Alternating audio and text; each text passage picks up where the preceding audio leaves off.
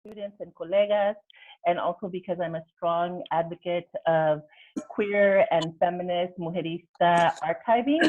So, like, I'm all about the queer archive during quarantine. So this will go into it. So again, if you're sharing your camera, you'll likely have a little bit in there, but Anayvette will be the focus. And as I was saying, Anayvette is my one of my best friends. She would call me a homegirl and an hermana del alma. We met at least probably 20 years ago. I graduated from UCLA in 2002 to 4. Like I walked in 2002 and I finished in 04. Anayvette, when did you graduate? 2004.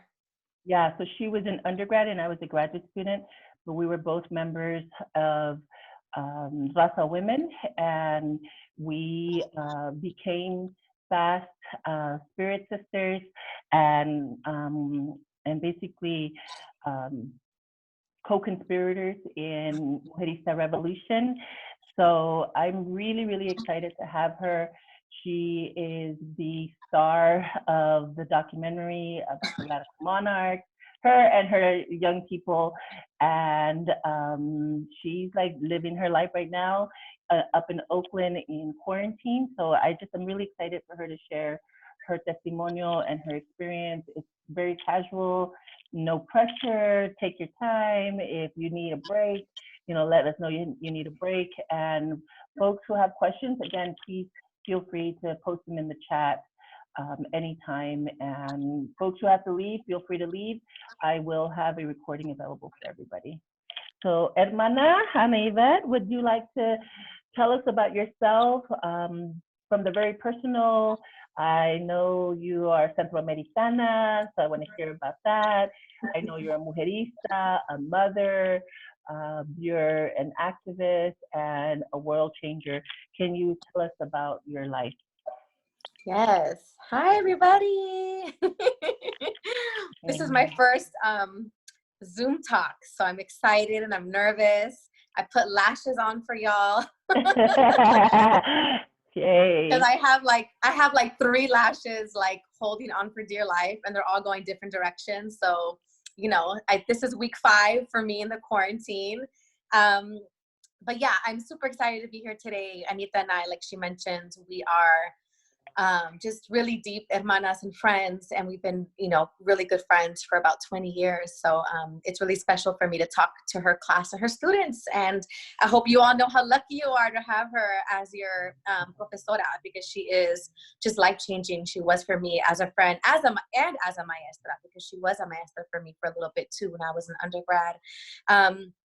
So I have some notes for myself so I don't forget things. And then Anita, do you want to do questions at the end or as I'm talking? Do you have a system?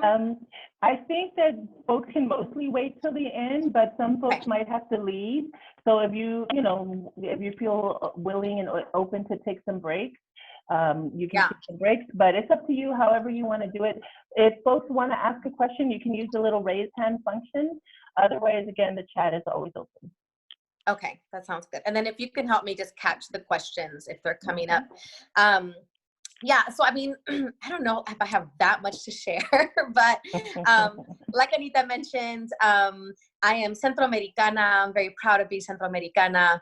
I was born of an immigrant father from El Salvador, who came and immigrated to the U.S. In the late 60s, and a first-generation Nicoya mother. And I was born and raised in San Francisco in the Mission and Excelsior district. So if you know the Bay, those are the areas that I grew up in as a young child. And at the age of 5, I knew pretty early on that I was queer. I didn't have the language to kind of articulate that or to know what that meant. But I remember having that very distinct feeling at a very young age. And although I was born and raised in what most people would call like the gay Mecca, right? In the Bay, in San Francisco, the queer community, you know, growing up that was visible was very white and was very cis and very male, right? And so I had a really hard time kind of seeing where my place was in that world growing up. And then you compact that by having, my father was incredibly homophobic. I grew up that, you know, we would drive through what's the Castro area, which is the queer area in San Francisco. And we literally would drive through the neighborhood and my dad would yell out of the window, like maricones, like, you know, really just like horrific things that like these, you know, these queer gay men who are just living their life. So something told me that like, okay, there is something that's happening here. And, you know, my family doesn't think it's okay. Right. Mm. And so one time I remember at the age of 10, we stopped in that area to pick something up. And I was in the car with my mom and my dad had gotten off the car to get something. And you know, these two men walked past our car holding hands. And I kind of like mustered up the courage to like ask my mom about it, you know? And so I said to her, I said, so mommy, so like, you know, like, what is that? Like, what are these like, you know, men that are like holding hands? Like, what is that about? And she, you know, as a first generation Nicoya Latina, she grew up in the city. So she grew up also seeing this, right? And she looked at me and she was like, oh, well, mija, like, you know, they're gay. That's when like two people the same, you know, sex, you know, like each other or love each other. And I was like, oh. And then I feel like she caught something in my eye in that moment. Like she saw the me maybe like making the connections right in my head. And she quickly followed up by saying, yeah, but you know, that doesn't exist in our culture. Like this is very much like a white thing. And I remember just like, even at the age of 10, just being like, oh, okay, right. So like, again, kind of just like going back into my shell or my heart, right? As a young queer little girl. And so that was kind of the beginnings, right, of me kind of grappling with like this queer identity. And I grew up in a household that was very machista. You know, my dad was incredibly, you know, macho, was incredibly like definitely ruled the house with fear. He struggled with addiction. And so as a young person, definitely struggled with a lot of, you know, emotional and even physical abuse at the hands of my father. And had no outlet as to like where to put that anger that I felt in being raised in a household like that, right? So you kind of combine that with this queer identity that I didn't know what to do with. So where that all kind of came to a head for me was in middle school. And so middle school was when I had the hardest time. And in sixth grade, I was jumped one day. And so before this, a lot of my friends were actively in gangs. I, however, was not at the time. And then one day I was jumped. And when I was jumped, you know, all of my friends were kind of like, oh, that would have never happened if you were part of this crew. And so then I was kind of lured into joining my first gang in sixth grade because one, for safety, and two, also because I wanted some sort of feeling of home, right, and family, right? And so I sought that out in a gang. And so I joined my first gang in sixth grade. And that really just kind of detoured my whole middle school experience. So I went in and out of 3 different middle schools because I got into lots of fights and would get kicked out. Eventually got kicked out of the whole school district, where I actually had to go to school outside of the city because I was no longer allowed to attend a school within my district. And it was just it was for me a place where I was funneling all my kind of anger and resentment for what I was experiencing both internally and in my home, right? And when I was in 8th grade, my parents lost their jobs and we lost our home and we were basically kind of homeless for a minute. And my father had a compadre, someone he grew up with in El Salvador, who was living in Miami, and was like, hey, like you should come out and live over here. Like it's cheaper out here. I'll give you a job until you get back on your feet. And my parents were kind of like, let's go. We have nothing to lose. At that time, like they had no jobs. I was, deep into gang stuff. My brothers were getting deep into drugs and also into gang culture. And so they kind of, took a leap.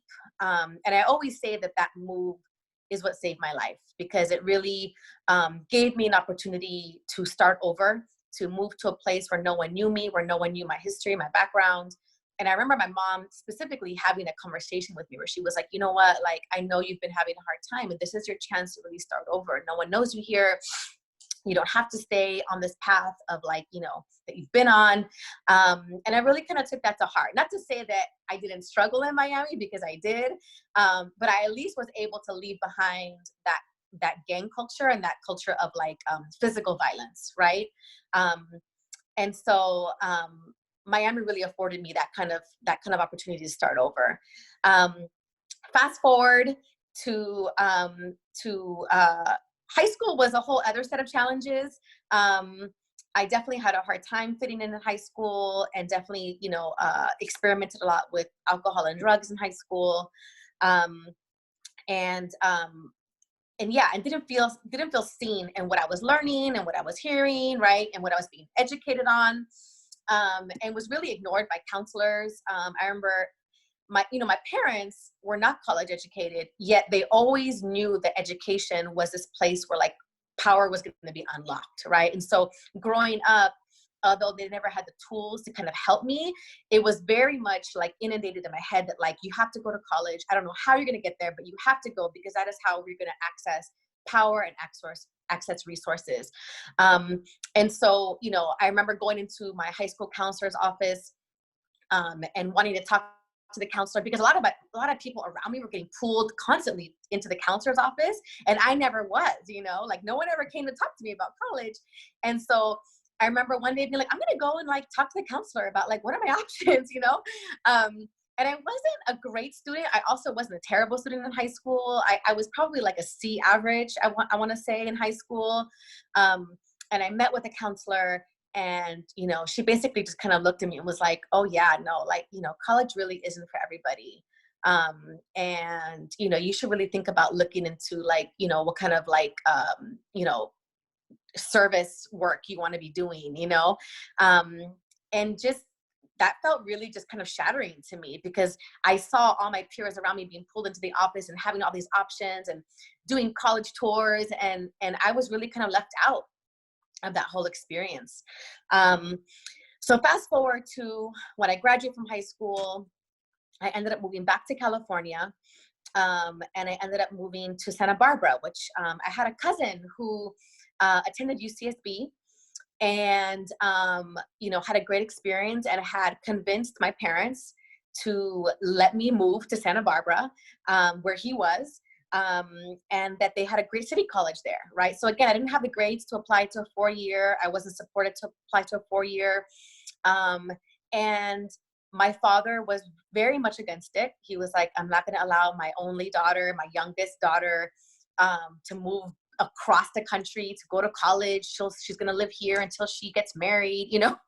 And my mom, who's always been my advocate, really fought for me. You know, she really was kind of like, no, like, we need to let her do this. Like, we have to let her go to school and move away and have this experience. And so she won, you know, and eventually I moved back to California, to Santa Barbara, and attended a city college. And that is when I fell in love with school. So prior to this, I hated school. I had a really hard time in school, like I mentioned, you know, and in city college is when I was introduced to ethnic studies. And it was the first time I was able to take classes where I saw myself reflected in the readings that we were doing. It was the first time I was able to make the connections of the way I grew up, of the trauma and experiences that I grew up, you know, hearing about from, you know, being born of, you know, families that were fleeing war, right? There was all this trauma that I saw but never understood and was never spoken to about as a kid. And it was finally like I was learning about it, and I was hearing about it, and I was reading about it, and all these connections were able to be made for me, and it felt so incredibly empowering. And so for the first time ever in my life, I got like straight A's, you know, like I was like just soaring in all my classes because I was loving the content that I was learning about. And so in addition to being kind of awakened in terms of being, you know, seeing myself in curriculum for the first time, it was when I became first activated to in activism and organizing, right? And so the first organization that I joined as a young person, as an 18-year-old, was Mecha. That's what was available to me at City College. And I joined Mecha, and I felt really excited about the work that they were doing and the stuff that they were about. It was complicated for me because I was one of two, I think, in that chapter and that time, that was Centroamericana, the only out queer person, because I came out to myself at 19. So I finally was able to come out to myself at the age of 19. And I was the only out person in that chapter at the time. And although I felt this huge sense of camaraderie with the people in Mecha, I felt very much like, you know, I was taking on this, like, you know, Chicana identity. And then I would go home and talk about it. My parents would be like, you're not Chicana, you're Central American. So it was this whole kind of like complicated experience. But it gave me a space, right, where I was really just I say that it was my gateway drug into activism and organizing, right? And then from there, I was able to really kind of grow into other spaces where I felt fully seen in my identity as a Centroamericana, as a queer mujer, as a feminist, right? And so I eventually transferred to UCLA, transferred to UCLA and was incredibly excited to be in LA and to be in this big school in this big city. I remember, you know, I knew that I wanted to be, you know, join an organization to continue my activism, right, and my organizing. And so I was like, you know, kind of looking at what other organizations exist here. And I knew that Mecha was there, but there was all these other organizations. And then I remember seeing like a flyer for Raza Women, you know, and I was like, oh, what is this? What is this organization, you know? And someone said to me, like, oh, that's the organization where it's like, it's all these like angry, like men hating, like feminist lesbians. And I was like, that's the organization I want to join. And so I went to my first Raza Women meeting, and oh my God, it was just like love at first sight. Like I just felt, it was the first space where I felt so seen in my totality, as a Centroamericana, as a feminist, as a queer woman.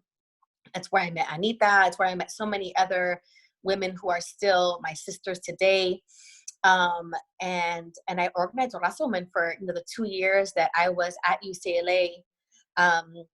And it was just a life-changing experience for me to have that space that really felt safe, that I really felt that I could grow in my feminism, in my queerness, right? In being a Centroamericana, because there was other Centroamericanas in the space, you know? And so in my last year at UCLA, I got pregnant with my daughter, Lupita, who, if you saw the 20-minute documentary, you saw Lupita in the documentary. And she was a pleasant surprise. She was not planned, but definitely came, you know, on a mission, right? And so I got pregnant with her my last year at UCLA, and her father and I both met as activists, student activists, right? And so I met him at the City College in Mecha. And so I had her, and then I graduated, and I ended up going into grad school at SF State. So I ended up getting into a master's program at SF State for ethnic studies with emphasis in queer theory.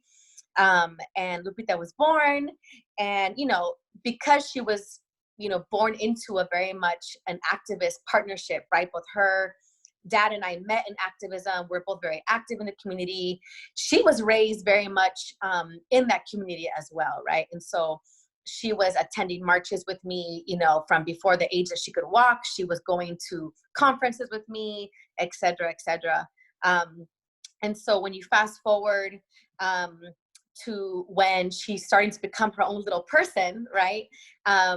When she was in 4th grade, a lot of her peers in her class were joining a local traditional scouting troop, right? The Girl Scouts. And so she naturally was like, oh, like all my friends are joining this group called the Girl Scouts. Like, I want to join. And being her mother and, you know, the Girl Scouts, for me, no shade against that organization, but I didn't grow up in the Girl Scouts. Like, I didn't see them in my community.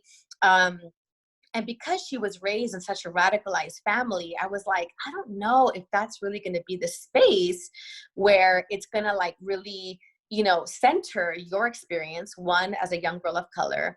And I feel like it's going to be more of like a watered down version of what you've been exposed to, right? And so she has been raised in a family that's about justice and equity, not about service, right? Which is like a distinct difference between the two. And so, and she would have been one of two girls of color in that troupe. And I had feelings about that as well. And so I said to her, I said, you know, I don't know about you joining that troupe, but I had this idea. I was kind of like, well, what if we were to do, like, I wish there was an organization that existed that took from traditional elements of scouting, right? Which is like this idea of like sisterhood, fierce sisterhood, camaraderie, you know, earning badges, because I feel like that sense of accomplishment is important, right? And feels good to people, especially young people. But what if all that was centered around girls of color? And what if the badges were centered around social justice movement work, right? And so I had an idea. And so I told her, I said, I don't know about the Girl Scouts, but what if, you know, what if mommy were to like do this thing for you and your friends? And her face just lit up. Like she was just like, yes, mommy, like that's what I want to do. Like, let's do that. And I was like, okay, cool, let's do it.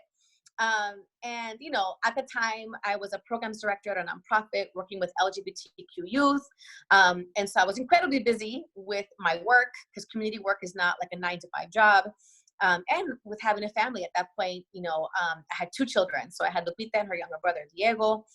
And so I kept kind of putting off this idea, and Lupita like never let go of that idea. Like she literally would be like, when are we starting that group? And she was like recruiting already. She was like, I talked to so-and-so, they want to join. Like, when are we going to do this group, mommy? And I was like, okay, shit, I guess I got to do this, because she's like not letting this idea go. And so I knew that I couldn't do it by myself, because again, I was incredibly busy. And so I approached my best friend, one of my, you know, fellow sisters, Marilyn Hollandquist, who I met in graduate school in ethnic studies at SF State. And I was like, look, you know, I have this idea about starting this group for Lupita. You know, what do you think? And she was like, hell yeah, like that's a dope idea. And she was like, I'll do it with you. And I was like, awesome. And so we launched, you know, Radical Monarchs. At the time, it was first called Radical Brownies. We had to later change our name, which is a whole other story. But we launched in December of 2014. And we launched during the time when, you know, the Ferguson stuff was live and was really just like, our communities were just really on fire, and, you know, rightfully enraged with all the years of state violence that we've experienced at the hands of the state. And so we, you know, we had initially planned to do the first badge on Radical Beauty. And then when all this was happening with the Black Lives Matter movement, we were like, oh shit, like we need to talk about this. Like, how do we create a space for young girls of color to actually process what's happening in their communities and for them to have their voices heard, right? And so we pivoted quickly into the Black Lives Matter being our first badge. That was the first badge that the Monarchs earned. They learned all about the history of state violence in communities of color. And we did our first action, you know, which was at a farmer's market. We interrupted a farmer's market here in Oakland. We did a Black Lives Matter Children's March. And you know, as we were marching, we got approached by lots of media and folks who were kind of like, you know, like, what is this group? Are you guys the Girl Scouts? Like, what's going on? And we're like, oh no, like we're, you know, we're the Radical Brownies, right, at the time. And folks just like were so enamored by it. And then it just kind of blew up, and we suddenly started to get tons of requests from the community to like have a troop here and have a troop there. You know, we got all this media coverage. It was really unexpected, and it was really kind of like, oh, I guess we kind of hit the nerve on something here. And I guess in retrospect, it makes sense, because if I saw the need if I saw the need to create something for my daughter that didn't exist before, obviously other people are going to have that same kind of need, right? And so I ended up blowing up into this big movement. And so here we are many years later. And this is, you know, for 3 years, it was kind of this labor of love, this side kind of hustle I was doing for my daughter. And now it's my full-time job. And so now I am co-founder and CEO of the Radical Monarchs, along with Marilyn Hollandquist, my best friend. And we now have 6 troops here in the Bay Area, and we're looking to launch actually in LA next. And yeah, and I feel incredibly humbled and lucky and motivated to do this work every single day of my life. So that's me. Thank you so much. That's awesome. Thank you. Yeah. That was a lot in like 20 minutes, and I'm really grateful for everything you shared. Does anybody have questions? I can ask some questions, but I'll let anybody who has some questions ask now.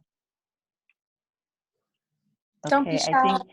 I think Jessica Rodriguez raised her hand. So Jessica, can you ask your question? Yeah, hi. I was watching the video and I was like really connecting with what you do. For 4 years, I've worked in preschools. And so what we kind of do is we try to change the power dynamics with our little ones. And so our boss like immediately had us read Paulo Freire and Dardare, like books to get us into that social justice and how we were going to change the dynamic with our kids. But one of the experiences that I had was when Trump was elected, like we knew our little ones were going to feel it and how we were going to go about having that conversation with them. And so we had an activity where we had them share like what members live in your house. And so it was really nice, but also super empowering to see them be like, well, you know, now that he's president, my grandparents are thinking of going back to Mexico. And so we had like a whole full conversation with our little ones, like, okay, they're aware of this. But I think the conversation that was harder for us to have was with the parents, because they seemed to be more upset that we were going to that route. And so I understand, like, it's something they don't want them to kind of hear about, but at the same time it's something that they're aware about. And so I know you guys had comments like on social media where they were like they're creating little races and stuff like that. So I guess my question would be like, how do you build them up to have that like resilience to block that away? Ooh, that's a good question. You know, I think it's interesting you mentioned the parents and the families. I think that a lot of times what we get from folks is like, how do you have such like, these are hard conversations. Like, how are you having conversations about like race and state violence and queerness with like little people, you know, like they're not ready for that. And I think that in general, I think that as adults, I think that we underestimate young people all the time. You know, I think that we underestimate how much they know or how much they see or how much they hear. And so I think that it's, you know, so powerful to first create the space where young people could actually share with us, you know, what do they know about this and what are their questions and what do they think about these things? And the reality is that they know a lot more than we give them credit for, you know? So there's that. And I think that the families are always the hardest part. I think that working with young people is like the easiest for me, you know? I think that adults, we get really stuck in our ways and our mindsets. And I think that young people are so much more flexible and open-minded. And then in terms of the trolls or the hate that we get, I mean, that's real. So I think that, you know, when Fox News covered us, we got tons of threats. You know, we got death threats. Someone called in a bomb threat to my daughter's school. It became really intense and really scary. And so we had to stop actually posting where we were in live, like in real time. So I'd only post where we were after the fact for safety reasons, because safety for our monarchs is always number one. But what I found even there too is that, you know, the young people actually were the least, you know, freaked out about it, you know, like they were like, oh, they're haters, you know, like we as the adults were the ones that were more kind of like impacted, I think, by that kind of backlash. The young people were just kind of like, whatever, like we're going to keep it pushing. And I think that motivated us as the adults to also model that back, right, to reflect that back. And so I think that we, as much as possible, try to model resiliency and try to model, like, we're going to keep it pushing. Like, we don't have time to listen to the haters or the trolls. Like, they're always going to be there. And what we're doing is more important. So, yeah. Thank you. Thank you.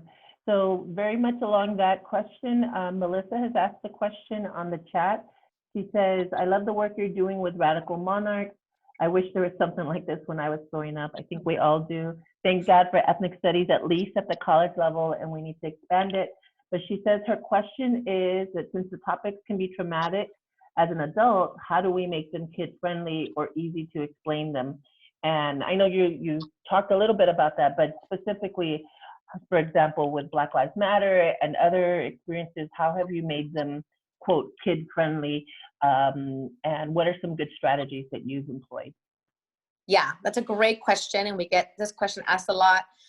So I think first and foremost, and it was mentioned earlier, Paulo Freire, right? And so one of our methodologies, right, in Radical Monarchs, and so me and Marilyn met in grad school, we're both nerds, so one of our methodologies is pedagogy of hope, and so this idea of hopefulness is incredibly important in activism and social justice work, because the reality is that, shit is hard and shit is ugly, right? And so in the face of that, it's really important for us to cultivate hopefulness. And so the way we do that in Radical Monarchs is we are constantly, lifting up the wins and the resiliency of our communities, right? And so it's not just talking about how hard shit is and how hard shit has been, but it's like, well, like, even when talking about state violence, right? So it's like, okay, like, this is a very ugly fact, right? It goes back to like genocide and slavery, right? And now with police officers and military, right? But have we as communities of color always just kind of like taken it? Like, are we just like, laying down and like, oh, like this is just happening to us? Like, no, there are so many examples of our communities rising up, right? And fighting back and showing resiliency, right? And being leaders and pushing back and that kind of oppression. And so we make a really big point to lift up those histories or her stories, and to lift up those wins, right? To keep this sense of hopefulness alive for our young people, right? Because we're very cognizant that, like, this is a long road, right? And so for a lot of us that came into activism later in life, like myself, like I came into activism at 18, I've experienced multiple moments of burnout, right? And so when you're working with young people and they're like 3rd to 5th graders, you don't want to burn them out by the time they're in 6th grade, right? So we're trying to cultivate them to have this sense of hopefulness and resiliency. And so for us, it's so important that we are lifting that up. In addition to that, we don't overwhelm them. We're really intentional about scaffolding information, So when we talk about let's say, trans identity or the Black Lives Matter movement, this is not the only time we're ever going to hear about this topic. And so we're not going to throw everything at them. You know what I mean? Like, we chunk it out, we scaffold it so that they're like in bite-sized pieces, knowing that our curriculum is also very intersectional. So we don't only talk about trans identity or colorism or state violence during those units, right? Like, we're always building upon those conversations in every unit. And I think that's really important, because I think otherwise you can really just kind of overwhelm young people and have them feel like, it's too much. And so I think that's an also important strategy that we utilize in Radical Monarchs. And we are so big on cultivating joy, right? Like, that is like huge. And so joy is another one of our core values in Radical Monarchs. And these are kids. And so we make everything fun. We do activities. Activities sometimes are tied to the topic, and sometimes they're just about, laughter and building sisterhood and camaraderie with each other. And that's a huge part of this work, right? We have to be able to hold on to our joy throughout this. So, yeah. Awesome. Yeah, I really think that that's important. It's actually one of the things that is missing from, for example, ethnic studies at the college level. Like, you don't necessarily cultivate joy. You don't necessarily cultivate relationships. And it's something that I've really struggled, even coming into Chicano studies at Cal State LA, is that people aren't used to talking to each other. They're not used to like creating, you know, those stronger friendships. But I think if you don't have community and connection, or at least a human relationship, it's really hard to deal with all this hard stuff, right? And we always say, like, literally, we're talking about oppression. So that's really tough. Yeah. I also wanted to share that Anayvette and I share a tattoo. Some people use tattoos as ritual and as healing and as connection. And so I don't know, can you show yours? Yeah. So we have this little piñata. Some of y'all might have noticed it. It's got the little candies. One, Anayvette loves sweets, and she's really sweet too. And can you tell us about what the piñata represents to you? Yeah. So to me, the piñata represents, like, you know, the importance of cultivating joy for myself, you know? So joy for me has been so critical in being able to, you know, do this work. I'm now 40 years old. So I've been in activism for, you know, a long time. And I think that it's something that I had to learn later in my activism kind of journey. Because like I said, you know, there was no one really kind of talking about this back in the day. And it wasn't until maybe like in the last 10 years, I think that it was like, wait a minute, like we have to hold on to like our happiness and our joy. And so now I'm incredibly intentional about cultivating joy in my work and for myself. And so for me, I love festive things. I love colorful things. I love sweets, like Anita mentioned. And so for me, I love piñatas. I love parties. And so for me, I just knew that I wanted to get a piñata tattoo. And that for me, that's like the epitome of, like, you know, a symbol that embodies joyfulness. So. Absolutely. Thank you. I love that. So Stephanie has a question and Vanessa has her hand raised. So I'm going to read Stephanie's question, and then Vanessa, you can ask probably our last question because we're already at 1:17. But, you know, if folks need to leave, I understand that. But if we can keep you on maybe till 1:35 or so, 1:40, so that way folks can ask their questions. Let's see, Stephanie's question says, why do you think so many Americans feel threatened by young girls of color exploring how to advocate for social justice? So I think that really comes through in the video, right? How they're like these little racists, pobrecitas. But so that's her first question. And then the second question, I think you already spoke to, but again, if you have any other reflections, please share them. It says, conversations about social justice might feel like a sex talk for kids. What info should we include and what should we leave out? So maybe you can address the part about what should we leave out? What you know, consciously, have you thought about anything in terms of leaving stuff out? I'm of the type that doesn't leave stuff out, even with my own kids. Right. But, you know, but how do you respond to that? And then of course we'll go back to Vanessa after this one. Okay. I got lost with that last one. What was the first part? Why do Americans feel threatened by young girls of color exploring how to advocate for social justice? Great. So, you know, I think young women and young girls of color are at like the crux of like multiple oppressions, right? And so I think that it's only to society and when I say when it's only to like mainstream society or white supremacy's benefit if, as women and women of color, we are not aware of our oppressions. We are just kind of like following, you know, what society tells us to do, right? We are keeping quiet.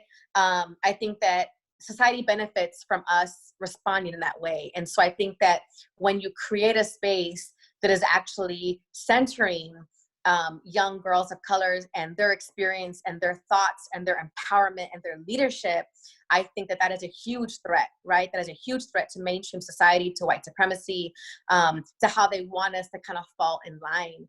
And so, you know, often when I'm talking to people about Radical Monarchs that are, you know, I don't know, like 20 and above, let's say, most people say like, and like myself, right? Like, I wish this existed when I was a kid. And it's like, think about that for a minute. Like, if all of us had a space like this when we were kids, and we're all badasses now, right? Like, where would we be? Like at 40, where would I be had I been exposed to this at the age of like 10, you know? And at the age of 10, had a space where I felt seen and heard. I felt empowered. My leadership was, you know, nurtured. I mean, like, in my worth, right? Like I knew if you know your worth at that young of an age, you are a force to be reckoned with, right? And so I think that all of that creates such a threat for larger, you know, American society. So that's how I would answer that part of the question. And then the second part about what do you leave out, right? I'm also, I think we leave nothing out.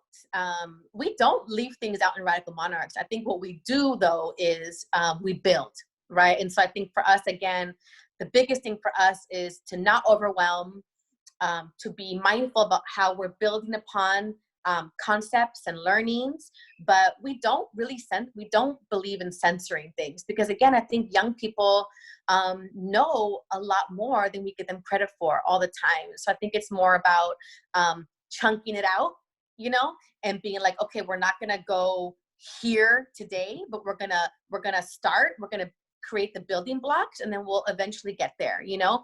And there's never been a question that a monarch has asked that we're like, oh, we're not ready to have that conversation, right? And so they come with all kinds of questions, all kinds of things to say.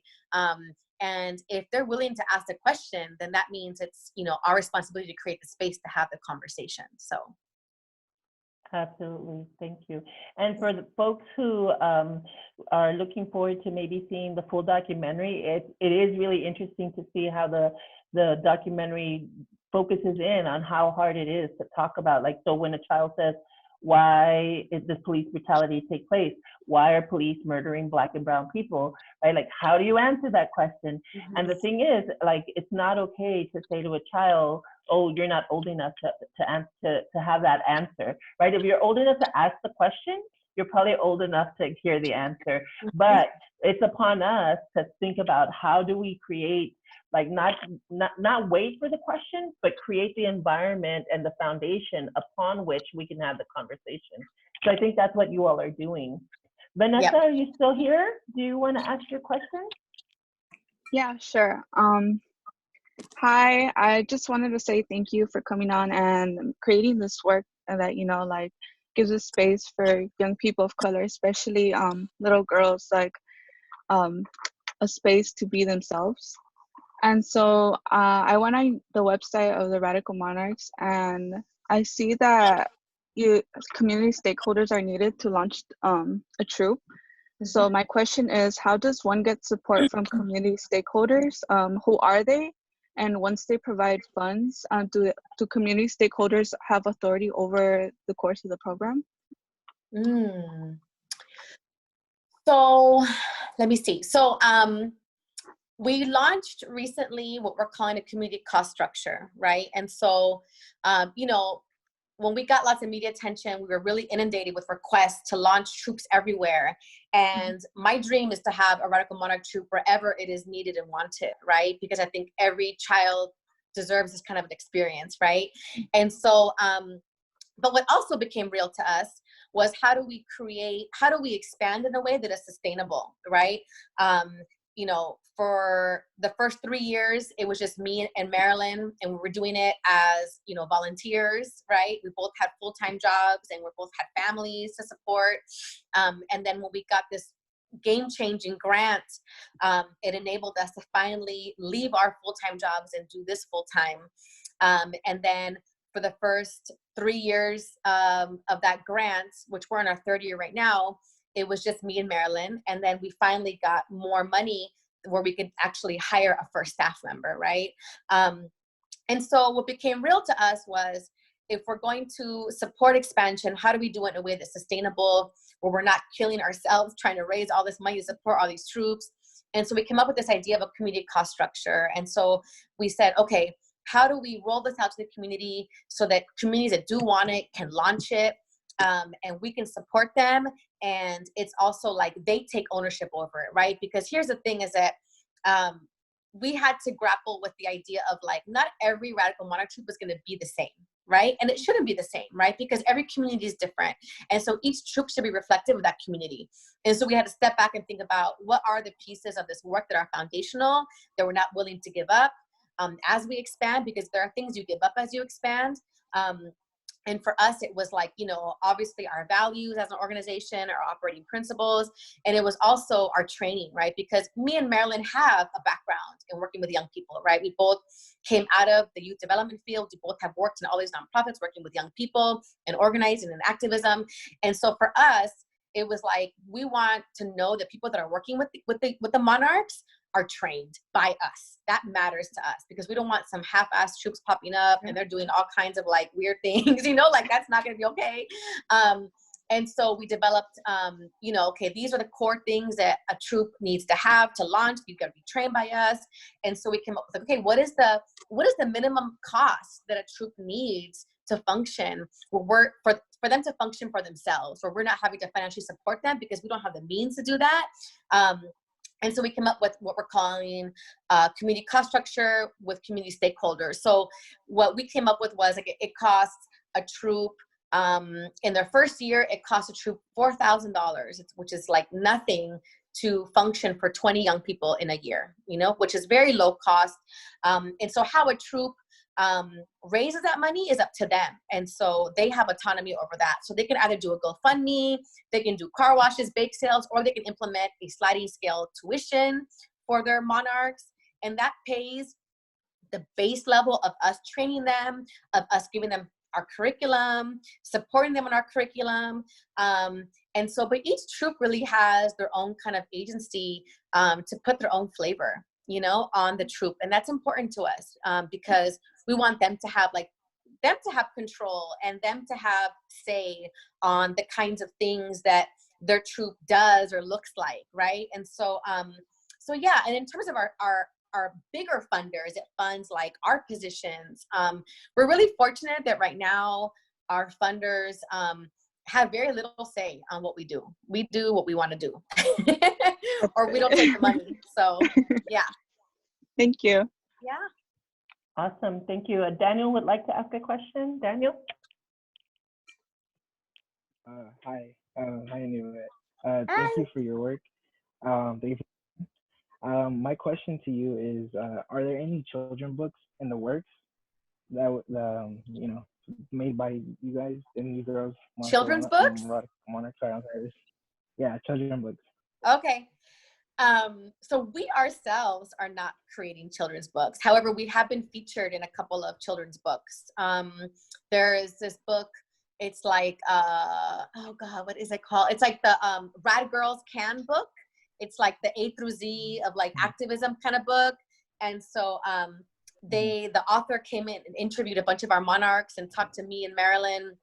And we have a page in that book that talks about our work and talks about the Radical Monarchs, which is super exciting. And we've been featured in like, you know, plenty of magazines, both like adult focused magazines, but also kid magazines, which has been really awesome. But we ourselves don't have our own books. However, that would be super great. We did have an artist that created a coloring book, a radical coloring book based on our work. And she took a bunch of photographs of our Monarchs and then created coloring book pages based on our Monarchs, which is really awesome. So those are the kind of ways that we exist currently in book form. But definitely that's something that I think would be super great to look into in the future. So thank you. Yeah, that's a great idea. And Anayvette, I'm happy to help you with that. Go ahead, Daniel. Another little thing. You had mentioned earlier about opening a LA troop. Can you give us a little more info on that? Yeah, so we had this whole timeline and then Corona happened. And so we were going to start outreaching in LA this spring, actually, to see which communities in LA are interested in launching a troop in their area. And so we were going to start, you know, outreaching and seeing, okay, what communities, what folks want to be troop leaders, which families want their kids in the troops. We want to support a cohort. So right now we do cohort models of troop launches. So for example, we launched 4 new troops collectively together in the Bay this fall. And so we want to launch 4 to 5 troops in LA in different communities of LA, right? And so we were going to do a call out and see who's down, who's interested. We obviously want to be mindful. We always try to be really mindful of demographics, right? So it's like, okay, how are we not just having Radical Monarch troops in like Latinx brown communities? How are we, like, where are the API communities at? Where are the Black communities at? And so our timeline has been, for now, kind of paused. We're trying to wait for some of this to kind of clear up because it's hard to do outreach when you're in the middle of a pandemic. But as soon as the pandemic, shelter in place gets lifted, we're going to be hitting the ground and seeing, who is interested in launching a Radical Monarch troop. For now, we've been in kind of like light conversation with folks from different areas. Definitely have a lot of requests from like Boyle Heights and East LA areas. Also in Koreatown, Long Beach. Those are the areas I feel like I've heard the most from thus far. But we are hoping to get out there like in this next year, in 2020, we'd like to at least start beginning to like recruit folks to have troops in LA. So if you're interested, you have family that's interested, siblings, nieces, nephews, definitely the best way to stay connected to us is through our Instagram, our website too, but Instagram is a little more live. And so when we start to do those call outs, definitely follow Instagram if you want to volunteer. Yes. Hit us up through the gram. It's the best way to stay connected to us, but we're definitely coming to LA soon. Awesome. Yeah, you already have a couple of votes for South Central in the chat box. All right. And if you look them up on Instagram and go online, you can email Anayvette directly to ask for more information. It is 1:30, and I want to be mindful of people's time. I want a group picture before anybody goes, and I'm going to ask you one more question before we leave. But I'm going to take the picture now. So smile, everybody. One more. Folks are jumping on. So 1, 2, 3. And then I'm going to do one with Anayvette speaker view. Can you say something? Hi. I'll do it again. One more time. 1, 2, 3. Hi. Now you learn.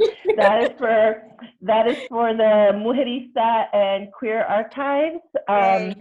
And Anayvette, before you get off, I just want to acknowledge that, it's like, we're in the middle of a global pandemic and a global crisis. Capitalism is being revealed for all of its awful, inhumane, atrocities around the world and locally. And we're like doing our best to like take care of ourselves, our children, and our communities. And I'm wondering if you could share kind of what you're doing during quarantine, both for yourself and for the Monarchs. Any advice, of course, would be awesome. Yeah. I'm being really mindful of trying to give myself grace, because I think I'm a Capricorn rising. And so I'm always like work. And it's been hard. It's been hard to stay focused during this time because there's so much grief going on internally with myself that I had to kind of name for myself eventually. And so I'm trying to be easier on myself, and that, it's okay that I'm not getting every single thing done every single day, right? Because things are not normal. Things are not normal. So I think reminding myself that things are not normal and that it's okay to not do everything. I think that's first and foremost. I'm drinking lots of water. I'm staying hydrated. For me, moving my body is really important. So every morning I get out and do a walk or a hike. And I try to go early because there's less people out, and that helps with my anxiety. But for me, if I'm not moving my body, my anxiety just kind of sits with me all day. And so I have to get out and I have to move my body in some kind of way. So that's another way that I'm kind of pushing through. And then with the Radical Monarchs, we created these things called pandemic joy kits. And so, we were kind of like, what can we get to the Monarchs during this time to kind of help, have them feel empowered and have them feel comforted. And so we created something called a pandemic joy kit, which was this backpack with the Radical Monarch logo on it. And we had the artist that created the coloring book. She made all these coloring books for the Monarchs. We gave them crayons. We went to a crystal shop and got a bunch of rose quartz crystals for the Monarchs, and had like a little, paper on there that said like, what the crystal's good for. We also gave them a comic book. Oh yeah, there it is.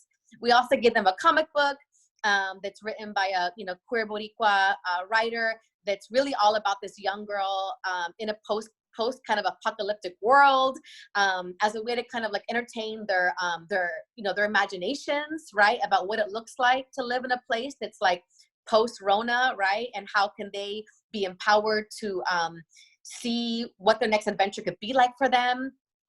We also gave them tea, as a way for like self-care and for helping with stress.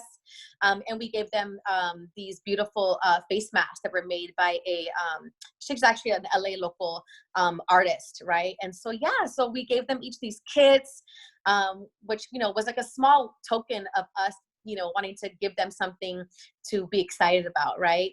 And then we're also, this week, we're launching a Radical Zoom workshop series. And so for these next couple weeks, we have 2 workshops per week that are only 30 minutes long, because, the Zoom distance learning, burnout is real and they have smaller attention spans.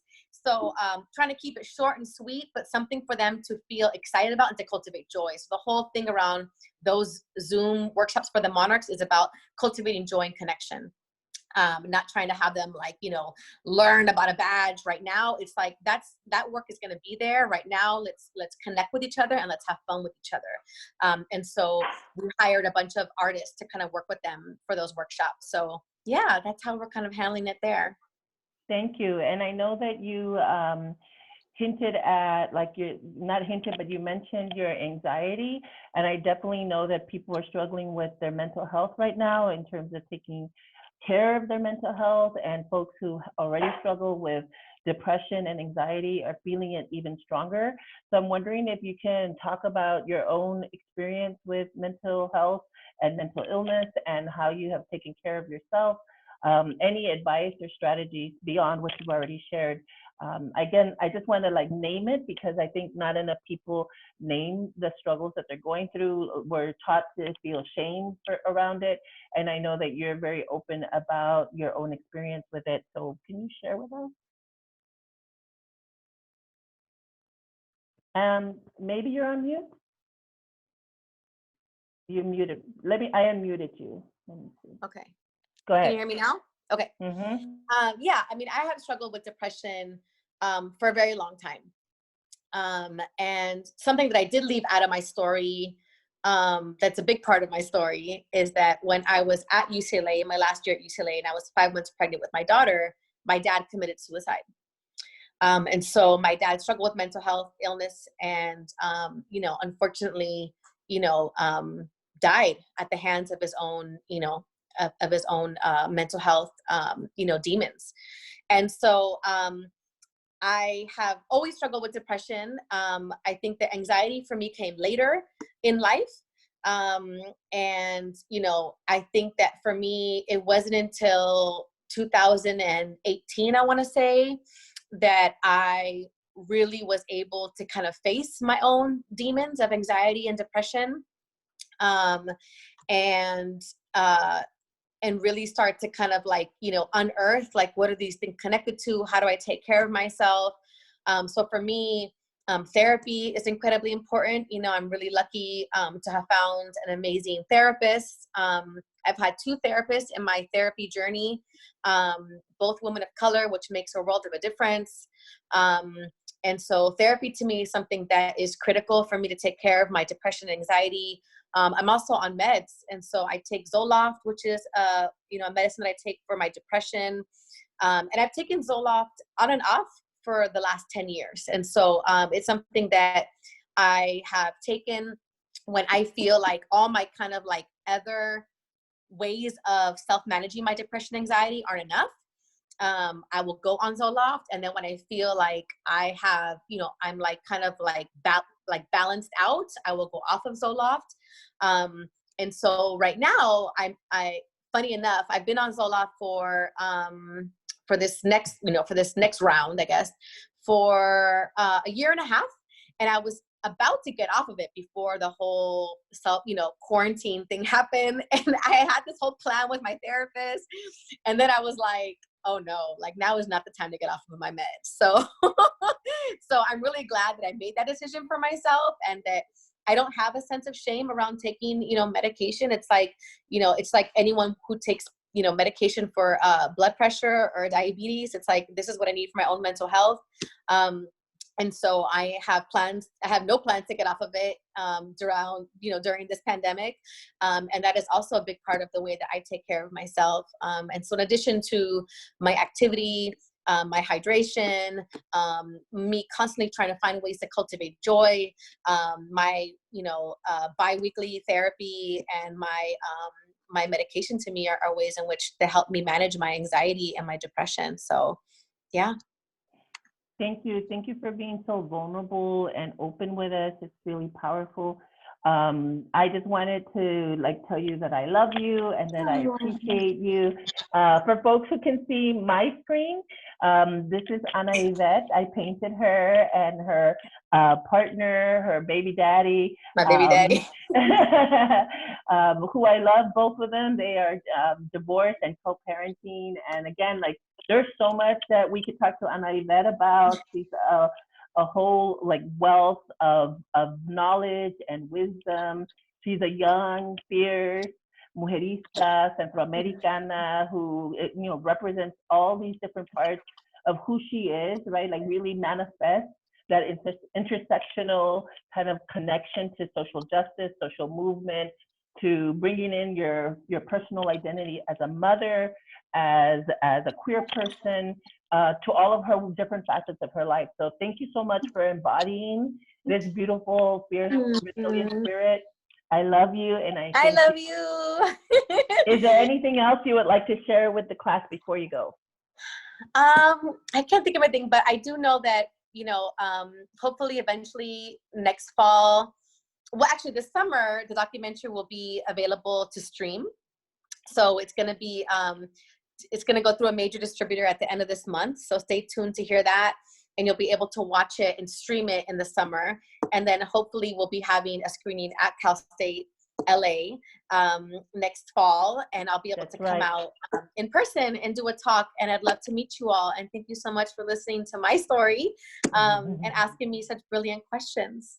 That's right. So the plan is to bring her in the fall.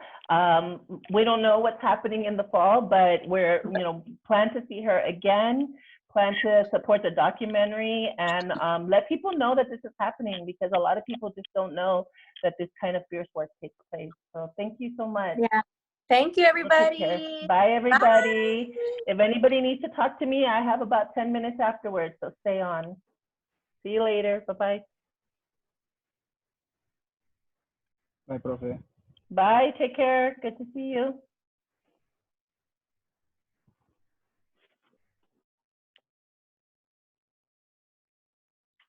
All right.